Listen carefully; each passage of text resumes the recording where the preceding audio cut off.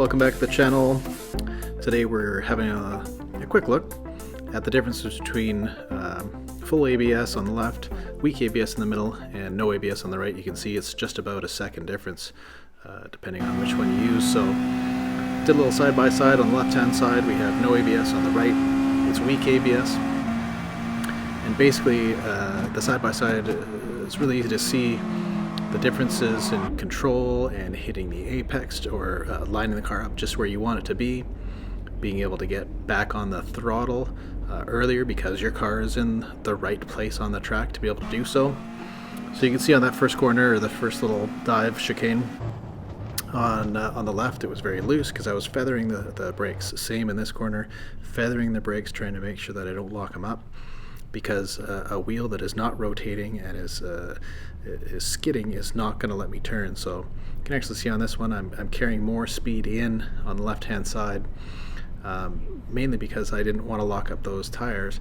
But what it has done is not allowed me to get on the gas at the exact right position in comparison to the right hand side, which was having some weak ABS. So you can see all the way out here carrying more speed on the right hand side because I had that proper line, and just being able to place the car where I need it to be able to get on that throttle earlier.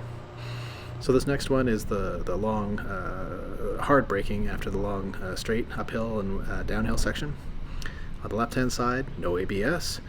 I'm having to feather those brakes, trying to make sure that they don't lock up, because if they do lock up, to unlock them, you have to back way off the brakes. You can't just go back to mid-brake and they'll start spinning again, which maybe not realistic, but that's the way it is. On the right hand side, I was able to brake later, brake harder, brake into the corner, and be able to come through there quite a bit quicker. You can see on the left hand side, this was the worst of the corners for me. As soon as I went for a little bit of a turn in, I got a lock up on the front right, because I was right at the cusp of locking up. Ended up pushing me wide. You don't get the same exit. That tire, if you're into a section on the track where it's a lot of corners left and right, that red, that tire that lights up red, you can see it here, you actually lose traction on that tire, and it's not a quick little, hey, it's back down cool. You actually, it's kind of like going off the track, you lose traction for quite a while. So that's my really quick summary. I tried it 3 different ways, and the obvious choice at this point is full default ABS.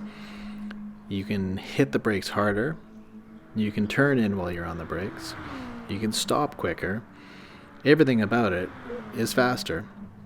Now, would I like to see some of the FIA races without ABS? Yes, absolutely I would, because that adds yet another level of skill to show the top drivers, or let those top drivers shine through, the ones that are able to feather those brakes and get through the corners and not just lock up and drive straight into a barrier.